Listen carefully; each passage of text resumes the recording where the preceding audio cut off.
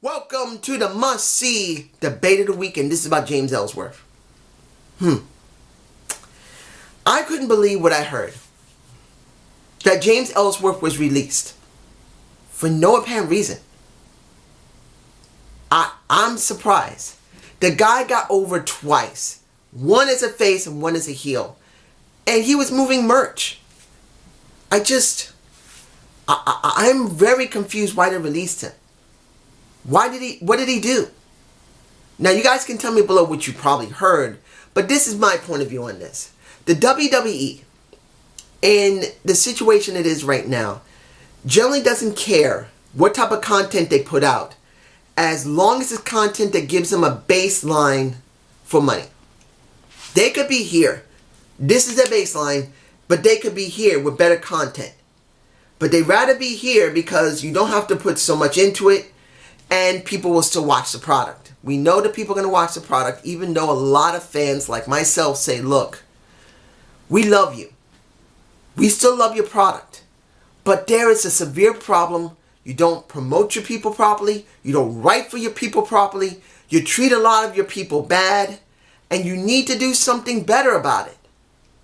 Do something. And since they only care about the bottom line, enough to keep going and that's it, it's just very painful.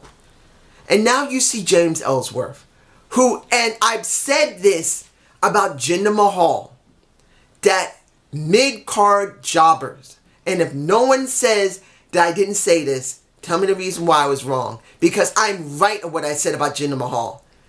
Look at James Ellsworth. He was an enhancement jobber in the under and mid-card. And the guy got over.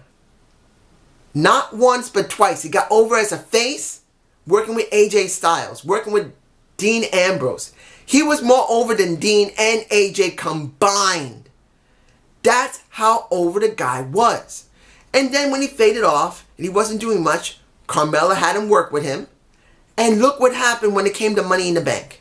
He became an instant heel like that, and people hated his ass, but guess what?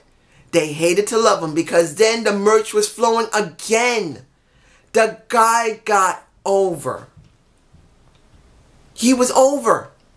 But this is the thing that gets me, that I found out, particularly on some other people's videos, that during the European tour before his release, he was getting beat up every night by the women. Now, I'm sure he was willing to do it because he's a humble guy. From what I understand, he's a very respectful, humble guy.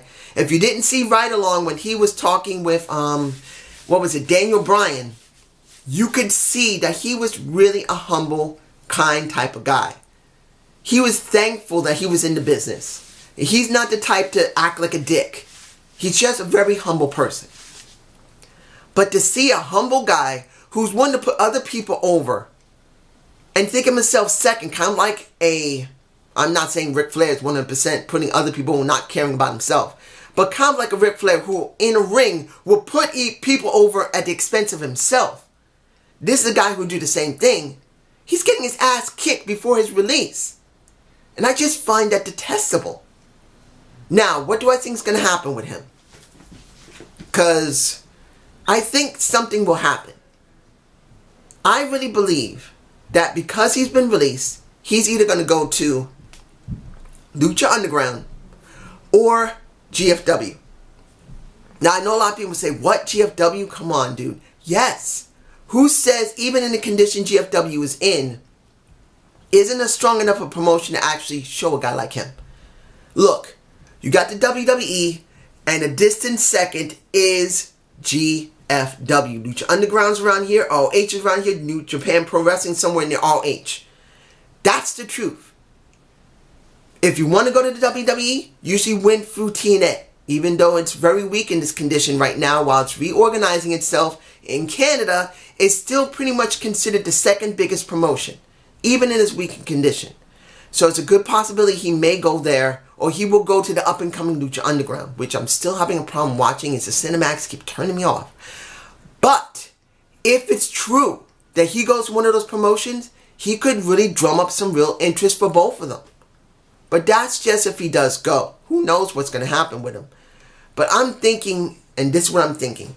The WWE made a serious mistake, and next year, if he doesn't go to one of those promotions and have a locked down contract, he will come back to the WWE because they know they made a seriously big mistake, that someone who's selling merch for them is gone. And eventually they're going to bring him back because they want that merch sales. That's just how I feel about it. But you guys tell me below. Have a good day. Have a good night. And look for my Survivor Series preview.